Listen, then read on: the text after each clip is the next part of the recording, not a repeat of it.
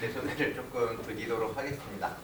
드리기 전에 사실 제 시간을 파티에 한 30분 더 드리고 싶은 마음이 더 많은 걸 좀 발표하실 기회를 드리면 좋을 것 같은데 일단 그래도 제가 한번 해보겠습니다. 저 같은 경우는 저도 2015년에 창업을 했고요. 10년 차라고 저도 10년 차 스타트업 대표이고요. 2015년도쯤에 제가 느꼈던 사회적인 문제는 사람들이 자꾸 싸우는 거예요. 그때 당시에는 뭐 이렇게 헬조선이니 하면서 청년 세대랑 이 어떤 기성 세대들 간의 갈등이 굉장히 고조되던 시기였고, 그래서 게시판 보면은 엄청 싸워서 사람들이 왜 이렇게 싸우냐, 이거를 좀 어떻게 해결해보고 싶다라는 데서 조금 제가 고민을 되게 많이 했고요. 근데 제가 무슨 권력이 있는 건 아니잖아요. 그때 당시에 진짜 이런 활동을 하나도 안 하고 극아이를 해가지고 이제 집에서 이렇게 방구석에 조용히 있는 사람이었거든요. 근데 그럼 제가 뭘 할 수 있을까라고 해서 고민을 하다가 교육을 조금 바꿔보면 어떨까라고 좀 생각을 했어요. 그래서 우리는 교육이라는 게 이 다른 사람이랑 경쟁을 해서 이겨서 1등을 해가지고 뭔가 얻어내는 식으로 이제 교육이 흘러가고 있는데, 그게 아니라 이 배울 때 서로 가르쳐주고 도와주고 상생하면서 배우기 시작을 하면은 이게 다른 사람과 같이 산다라는 거를 좀 알게 되고, 그런 과정을 통해서 이 사회를 조금 아름답게 바꿀 수 있지 않을까라고 해서 저는 교육을 조금 혁신해보는 스타트업을 만들어보자라고 해서 모두의 연구소라는 회사를 2015년도에 설립하게 되고요. 그러면은 이 교육에서 가장 우리의 최고 빌런은 저는 수능이라고 생각합니다. 대학 입시. 그래서 대학 입시를 위해서 20년간 경쟁 일변도로 애가 달려오는 거죠. 20년간 경쟁적으로 살다가 갑자기 성인이 돼서 다 같이 행복하게 아름답게 살아보렴 이러면 이게 안 될 거잖아요. 그래서 그렇다고 해서 제가 갑자기 뭐 중고등학생들의 교육을 바꾸겠다라고 하면 애들이 대학교 가야 되니까 뭐 이렇게 새로운 프로그램 만들어도 안 들어올 거잖아요. 그래서 저는 이 입시가 끝난 사람들을 대상으로 교육을 하는 성인들 대상의 교육에 조금 더 포커싱을 해서 시작을 하고요. 그래서 입시에서 가장 먼 대학원부터 출발합니다. 대학원을 좀 바꿔보고, 그 다음에 대학교를 바꿔보고, 그 다음에 초등학교를 바꾸고 중학교를 바꾸고 고등학교를 바꾸면 우리가 좀 이 교육을 통해서 사회를 바꿀 수 있지 않을까라고 해서 지금은 대학교와 대학원 정도를 조금 바꾸고 있다라고 생각을 해주시면 될 것 같고요. 그래서 실제로 뭐 대학교에 있는 총장님이나 이런 분들이 좀 많이 와서 우리도 이런 걸 좀 도입하려면 어떻게 되냐 이런 컨설팅을 조금 많이 해드리는 편입니다. 그리고 기업에서도 많이 와요. 기업에 HR 하시는 분들이 기업 내 임직원들을 그러면 이렇게 좀 새로운 형태로 배우게 만들려면 어떻게 하느냐 해서 웬만한 대기업에 있는 HR에 계신 분들은 다 컨설팅을 해드리고 그러고 있고요. 네. 그런 거를 하는 회사의 대표입니다. 그래서 시작을 해서 저희는 어떻게 그런 가르치고 있고 배우고 있는지를 한번 말씀드리도록 하겠습니다. 저희는 기본적으로 AI 교육 같은 걸 굉장히 많이 하고요. 그래서 생성형 AI 이야기부터 출발을 할게요. 여러분들 챗GPT 같은 거 많이 쓰시죠? 네, 생성형 AI를 여러분들이 많이 쓰고 계실 거라고 믿고 있고요. 네, 그래서 생성형 AI는 일단 저는 이렇게 생각해요. 답이 정해져 있지 않은 문제에 대해서 얘가 이야기하기 시작한 거의 첫 번째 솔루션이 아닐까. 그래서 기존에는 컴퓨터다라고 하면은 답이 정해져 있는 거를 사람보다 정확하고 빠르게 푸는 것을 이제 컴퓨터가 하는 일이라고 정의했다면 2년 전인 챗GPT가 나오면서부터는 이제 얘가 뭘 물어봐도 답을 해주는 거죠. 근데 이 답이 정해져 있지 않은 거에 답하는 건 인간의 영역이었다고 저희가 생각을 하는데 이제는 이게 슬슬 주도권이 넘어가고 있다고 볼 수 있습니다. 그래서 뭐 예를 들어서 6살 어린이랑 화해하는 거 어렵습니다. 실제로 해보면 어렵고요. 챗GPT한테 물어보면은 나름 괜찮은데? 이런 솔루션을 주고요. 뭐 예전에 한때 교권이 조금 문제가 됐던 적이 있는데 제가 그때 물어봤어요. 떨어진 교권을 회복하면서도 학생의 인권도 존중할 수 있는 사회적인 제도를 조금 설계해 보렴이라고 하면은 또 그럴듯하게 해줘요. 사람보다 잘합니다. 잘하고 이런 것들이 제가 생각할 땐 답이 정해져 있지 않은 것들에 대해서 답을 하기 시작했다라고 제가 생각을 하는 건데요. 이런 세상에 우리는 어떻게 배우고 있냐라고 하면 인공지능은 답이 정해져 있지 않은 문제를 풀라고 세상의 모든 데이터를 넣어서 학습을 시켜요. 그러니까 인공지능은 사람처럼 배우고 있는 거죠. 답이 정해져 있지 않은 문제를 풀게끔 배우고 있는데 사람은 답이 정해져 있는 문제를 풀도록 학습을 시켜요. 네, 그래서 이렇게 주입식 강의 이렇게 강의를 듣고 제가 끝나고 이제 시험 봅니다. 이러면은 파티가 뭐 지금 하고 있는 캠페인의 수는 뭐 이러면은 막 5만 건 이런 외우고 있는 거죠. 네, 이렇게 배우고 있는 거죠. 그래서 사람은 사실 답이 정해져 있지 않은 영역으로 들어가야 되는데 오히려 반대로 되게 이상하게 배우고 있잖아요. 그래서 이런 게 굉장히 큰 문제다라고 저는 생각을 하고요. 그래서 그럼 답이 정해져 있지 않은 문제를 해결하게끔 사람이 배워나가려면 어떻게 해야 되느냐에서 저희가 주장하고 있는 거는 주입식 교육에서 좀 사람들 간의 연결을 통해서 배우는 커뮤니티형 교육으로 가야 되지 않을까라고 생각을 하고요. 이 이른 아침에 이 많은 분들이 여기에 오셔서 모여서 연결이 돼서 뭔가를 배워나가고 지식을 점점점 늘려나가시잖아요. 여기 계신 분들은 이게 뭔지 충분히 아실 것 같아요. 이런 게 저는 커뮤니티형 교육이라고 생각을 하고요. 그래서 뭐 사실은 저는 이렇게 과외를 하거나 강의형, 주입식 교육 같은 경우에 무조건 배척하지는 않아요. 그래서 뭐 예를 들면 구구단 같은 거다라고 하면은 빨리 배우는 게 낫죠. 빨리 가르쳐주고. 그래서 어떤 답이 정해져 있는 거는 사실 주입식 교육으로 빨리빨리 배워도 좋은데 세상에 거의 많은 지식은 저는 답이 정해져 있지 않다고 보는 거죠. 그래서 그럴 때 좀 교육의 방식이 좀 바뀌어 나가야 되지 않나라고 생각을 하고요. 그래서 커뮤니티를 저는 정의를 하기를 이렇게 정의를 해요. 공통의 관심사를 가진 사람들의 집단. 그래서 사회적 가치에 관심 있는 사람들이 모였으면은 이게 커뮤니티가 되는 거죠. 그래서 커뮤니티에서는 이제 누구 한 명이 이렇게 가르치는 게 아니라 이렇게 돌아가면서 자기의 지식도 나눠주고 토론하고 답을 찾아나가는 과정이 커뮤니티 안에 저는 생각을 하고요. 그래서 이 지식의 탈중앙화라고 저는 조금 이야기를 합니다. 그리고 뭐 인공지능 기술이 빠르게 발전한 것도 이런 지식의 공유 문화, 이런 커뮤니티 문화에서 전 나왔다고 생각을 하고요. 네, 그리고 그렇게 커뮤니티에서 배우는 거를 이제 저는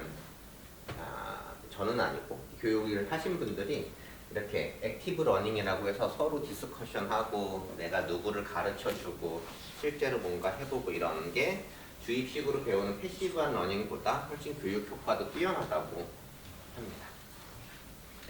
그래서 저희가 이런 커뮤니티 기반으로 교육 서비스를 여러 개를 하고 있는데요. 제가 2개를 갖고 왔어요. 하나는 저희 랩이라고 부르는 연구 모임이에요. 그래서 이게 새로운 형태의 대학원이라고 생각을 하셔도 될 것 같습니다. 그래서 이거는 나 이런 걸 연구하고 싶어라고 손들면은 그거에 관심 있는 주제에 맞는 사람들이 다 같이 모여서 랩을, 그러니까 연구 모임을 형성하고요. 예, 그래서 거기에서 자발적으로 연구를 하는 연구 모임이고요. 뭐 대학원 같은 경우 지도 교수님이 있다고 보면은 여기 지도 교수님은 없고 먼저 손든 사람이 하는 거고, 뭐 대표적인 예로 아까 이제 협동조합 내에서 소비자들이 조합원이 되는 이런 어떤 조직 구조를 고민하고 계시는데 이런 조직 구조를 연구하는 랩이 있어요. 다오랩이라고 모두 연구소 안에. 예, 그래서 뭐 새로운 형태, 생산자와 소비자가 모두가 그 회사의 주인이 되는 조직 구조를 가져가려면은 법적으로 혹은 뭐 조직 구조적으로 어떻게 해결해야 되는지를 연구하는 랩도 있고요. 이제 그런 걸 좀 살펴보면 저희가 연구 모임이 누적적으로 800개가 조금 지금 900개가 좀 조금 약간 옛날 자료라서 900개가 넘는 연구 모임이 있어왔고요. 10,000명이 넘는 활동 연구원들이 활동을 하고 있습니다. 다양한 연구 모임들이 있는데요. 뭐 예를 들어서 몇 개를 보여드리면 이건 실제 지금도 활동하고 있는 랩이고요. DVA라고 디바랩이라고 부르는 랩이고요. 이거 같은 경우는 그 이상한 변호사 우영우 보면은 거의 남방 큰 돌고래 나오잖아요. 그래서 제주도에 그 우영우 드라마 이후에 이제 돌고래 방방이 되게 많아졌어요. 네, 그래가지고 근데 사실은 이 돌고래들의 생태를 굉장히 교란시킨다 그래요. 이 친구들이 잠도 자야 되고 먹이 활동도 해야 되고 짝짓기도 해야 되는데 이 관광 어선이 일정 이상 가까이 오면 얘들이 그걸 못하는 거죠. 그래갖고 50m 이상 가까이 못 오게 되어 있는데 그러나요. 뭐 와가지고 막 돌로 치고 막 이런데요. 그래서 그런 것들을 드론이 날아다니면서 잡는 거 연구를 해보자. 라고 해서 하고 있는 랩이고요. 실제로 뭐 이게 그들이 1차 프로토타입으로 만든 거 지금은 훨씬 좋아졌고 2차 프로토타입까지 나왔고요. 보시면은 너무 기니까 여기 배가 있고 배의 크기를 바탕으로 여기 돌고래 여기 있어요. 여기까지 거리가 얼마인지 이런 걸 인공지능으로 측정하고 지금 여기까지 1차는 측정까지 하고요. 2차 프로토타입은 이제 이거를 자동으로 승고까지 하고 뭐 이런 식으로 지금 점점 발전하고 있는 이거 두 번째는 또 제가 드라마 얘기를 조금 해보면은 혹시 비질란테라는 웹툰 혹은 드라마 아시나요? 이거 아시는 별로 없는데 네, 디즈니 플러스에 있고요. 네이버 웹툰에 있습니다. 네. 뭐냐면은 이 되게 강력범죄 그 드라마 내용이 뭐냐면은 강력범죄를 한 이상한 나쁜 사람들이 너무 솜방망이 처벌을 받고 풀려나는 거죠. 그러니까 이게 민심이 들끓는 거죠. 그래가지고 어떤 사람이 자기가 다크 히어로가 돼가지고 이 사적인 제재를 하는 거예요. 그래서 이렇게 문제가 되는 건데 결국은 이게 법이 생각하는 이 처벌의 수위와 사회적으로 생각하는 처벌의 수위 간의 간극이 되게 있지 않냐. 진짜 그런지를 한번 연구해보자. 그래가지고 그런 걸 연구한 랩이고요. 그래서 법적 정의와 사회적 정의의 간극. 그래서 이거 같은 경우는 그 한문철 TV 보면은 뭐 블랙박스 몇 대 몇 요건 아시죠? 그래가지고 사고 꽉 났는데 이거를 이제 법적으로 야 이거 10대 0이야 라고 해주면 사람들이 속 시원한 거죠. 근데 6대 4야 그러면 이거 왜 6대 4냐? 이 사람은 훨씬 잘못했는데 이게 법적인 그 정의랑 사회적으로 정의하는 게 같은지 다른지를 이 한문철 TV에 나오는 댓글들을 다 크롤링 해가지고 한번 비교해 본 거예요. 그래서 그 댓글들을 이제 넣어주면은 얘가 긍정적으로 반응했는지 부정적으로 반응했는지 이런 것들을 비교하면서 했는데요. 한번 보실까요?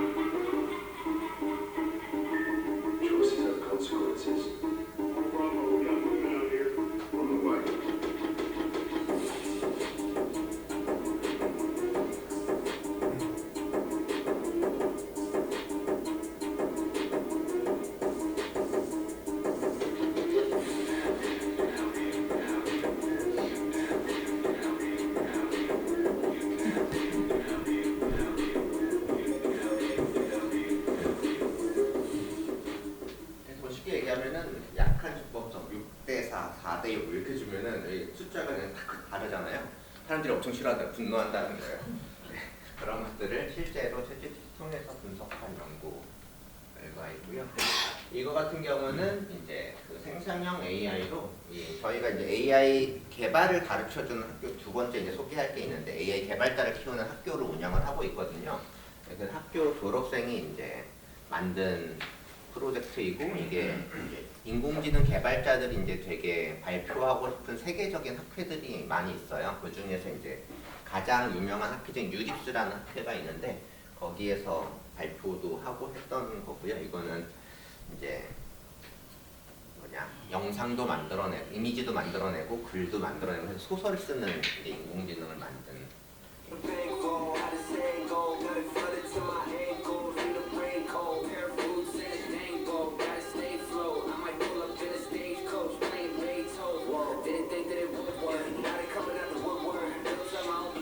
몇 가지 세팅을 하고 엔터 치면은 소설이 나오고요. A, B, C 나오면 선택하고 해서 클릭 선택하면은 다음 스토리가 나오겠죠.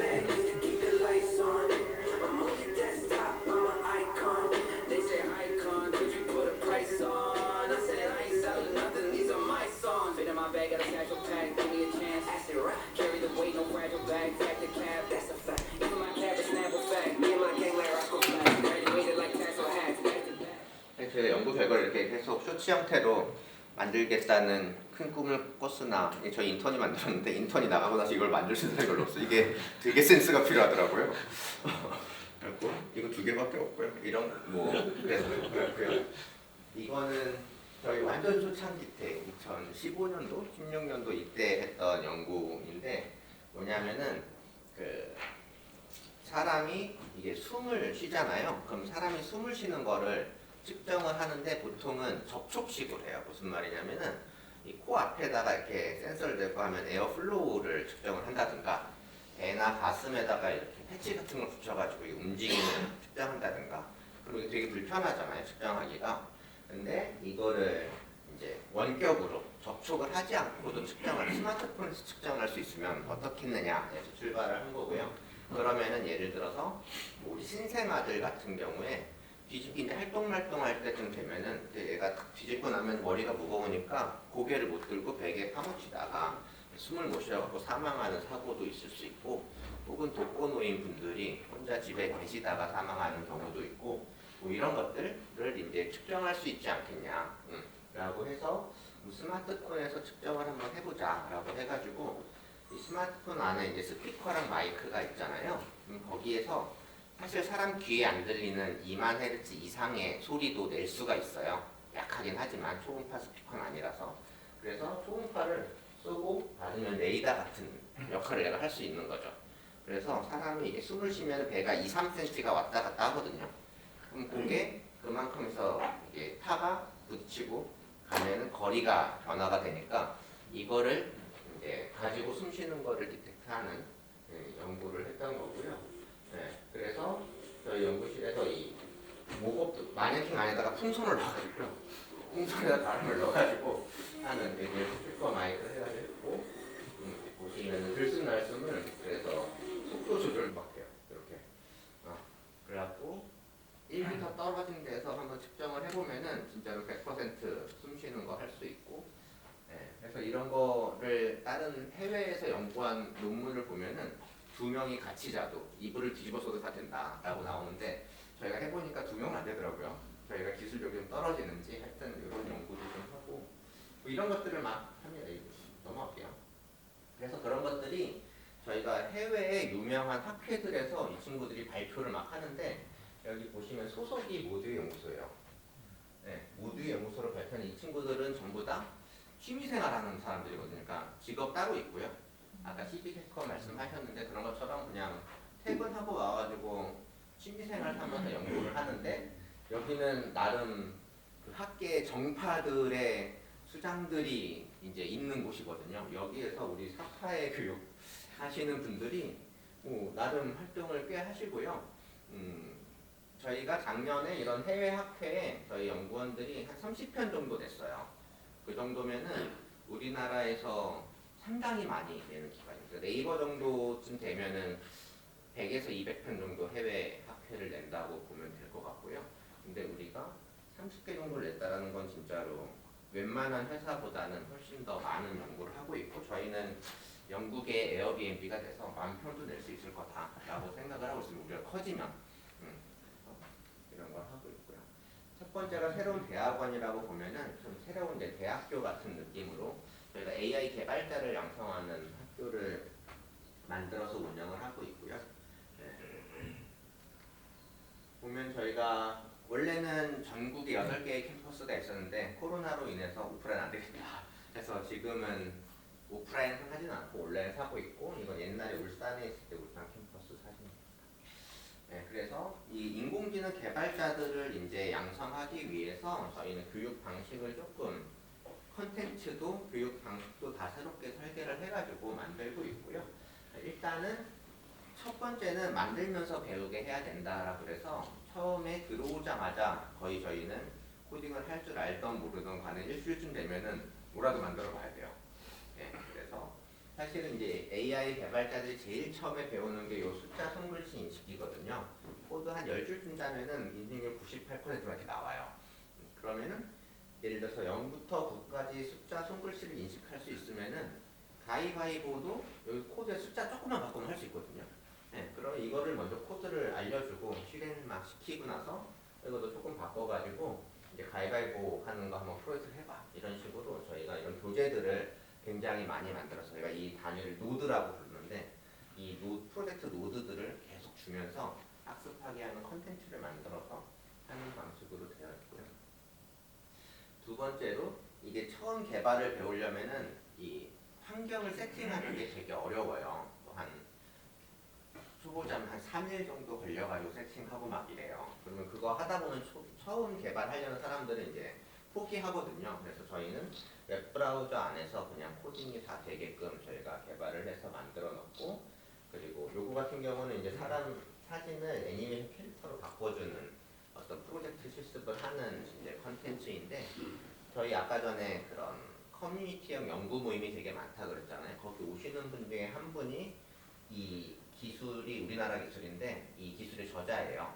네, 그래가지고 연구원님 이것도 같이 만들어줘요 하면 이렇게 같이 만드는 거죠. 그래서 콘텐츠도 이렇게 커뮤니티 안에서 같이 만들어 나가고 있습니다. 그리고 저희 같은 경우는 강사가 없는 교육을 하고 있어요. 예, 그래서 저희 같은 경우는 강사 없이 퍼실리테이터라는 사람을 둬서 이 사람들이 교실을 조금 시끄럽게 만드는 역할을 하고 있는데요. 예, 보통 교실 이렇게 많이 경험도 있으시죠? 제가 구글에서 저는 그러니까 교실은 시끄러워야 된다고 생각하거든요. 그래서 뭐 클래스룸, 노이즈 이런 걸로 검색을 해보면은 어떻게 나오냐면은 교실을 조용하게 만드는 법이 나와요.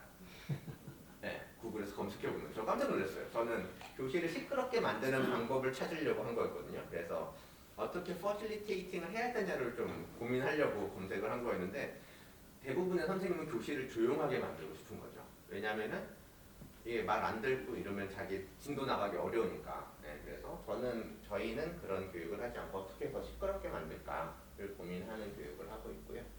그래서 저희는 문화적으로 이걸 좀 풀려요. 그래서 저희가 모드연구소에서 활동을 할 때 10가지 행동 규칙, 모드연구소 사용 설명서라고 부르는데 이런 거 하고 있고요. 그래서 뭐 첫 번째는 일단 던져봐요. 돌 말고 질문이요. 내가 모르는 건 남도 잘 모른다. 이런 거고요.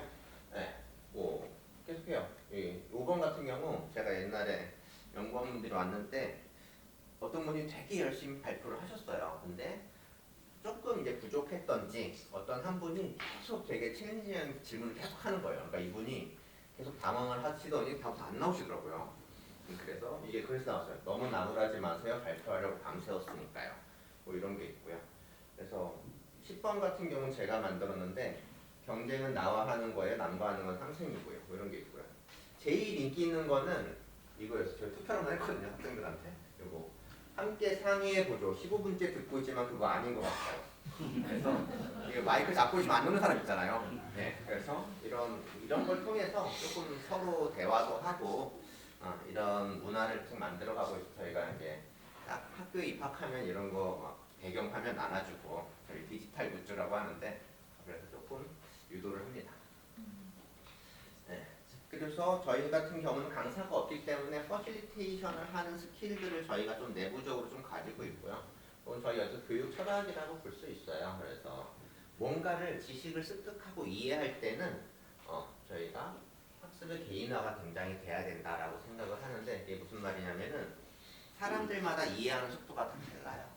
그래서 충분히 줘야 된다. 시간을 서로 이해할 수 있게끔. 왜냐하면 이해를 해야 토론을 할 수 있잖아요. 그래서 이건 학습의 개인화를 굉장히 강조를 해서 퍼실리테이팅을 해야 되고 만들어내는 거, 글을 쓰거나 뭐 발표를 하거나 내가 누굴 가르쳐 주거나 뭐 코딩을 하거나 이런 것들 이런 걸 할 때는 전체화라 그래서 팀 프로젝트면은 보통 잘하는 사람 한 명이 다 하잖아요. 그렇게 하면 안 된다. 이거는 모든 사람이 이걸 다 직접 해봐야 된다라는 게 이제 저희의 교육 철학의 가장 큰 틀이에요. 이거 두 개가 저희 학습 과정에서 다 녹여낸다고 생각하면 될 것 같고요. 그리고 저희는 상대평가를 하지 않습니다. 평가를 안 하는 건 아니고요. 평가는 하는데요. 저희 아까 프로젝트 노드들도 다 평가를 하는데 이게 절대평가를 해요. 네, 그래서 절대평가를 하면은 내가 어느 정도 수준 이상이 되면 그 평가만 패스가 되면은 그 다음에는 내 친구도 패스가 되면 좋잖아요. 가르쳐 줄 수가 있는 거죠. 상대평가를 하면은 어떻게든 이 친구가 잘해야 되니까 가르쳐주지 않으려고 할 거잖아요. 그래서 저희는 아까 말씀드렸듯이 서로 상생하는 교육을 지향하고 있기 때문에 평가 자체가 조금 다르다. 그리고 그리고 저희가 이제 온라인, 오프라인 교육에서 온라인 교육으로 오면서 저희가 좀 몰입할 수 있게끔 보통 시험을 보잖아요. 그러니까 시험인데요. 시험을 좀 퀘스트라고 이야기를 해서 조금 다르게 시험을 봐요. 네, 그래서 뭐 예를 들면은 이 타입 A 퀘스트 같은 경우는 A팀, B팀을 나눠주고요. A팀이 그 내용을 공부해서 B팀을 가르쳐줘요. 그 시험은 B팀이 와서 봐요. 네, 근데 B팀이 점수를 잘 받으면 A팀이 가져가는 거죠. 그러려면은 잘 가르쳐줘야 될 거잖아요. 이거 되게 민감합니다, 사람들.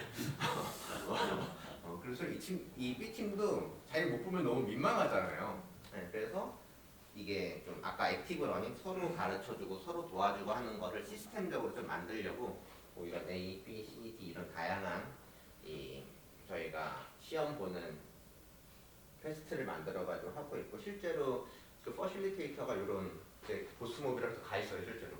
그래서 이게 실제 화면이거든요. 그러면 시험 볼 때 되면 이렇게 우르르르 가가지고 가서 내가 내는 세 문제를 풀어보려 막 이러면서. 네. 그래서 그 전체 과정을 저희가 맵화한 게 있거고요. 이 아까 이 노란 게 프로젝트 노드라고 생각하시면 돼요. 이거 하나 풀고 나면은 시험을 봐요. 퀘스트, 서브 퀘스트를 보고 이런 식으로 쭉 하면서 기초도 배우고 막 되게 실습형으로 프로젝트도 막 하고 이게 메인 퀘스트는 되게 큰 퀘스트야. 하루 종일 막 코딩해서 뭔가 만들어내고 막 이런. 그래서 인공지능도 배우고 전공을 이제 영상 처리를 할 거냐 자이언트를 할 거냐 이게 전공도 선택을 하고 마지막에는 한 달짜리 프로젝트를 하면서 끝나는 식으로 대학교 같은 걸 만들고 있고요. 그래서 저희가 하려는 거는 주의식 기반의 어떤 진짜 견고한 100년 동안 바뀌지 않은 이 교실의 모습을 좀 커뮤니티 기반으로 서로 토론하면서 성장형으로 배우는 이런 교육으로 좀 바꾸려고 하는 데가 모두의 연구소입니다. 그래서 제 소개 뒤에 나가지고 네, 뭐, 소개는 해가지고 저는 모델모스 김승희였습니다.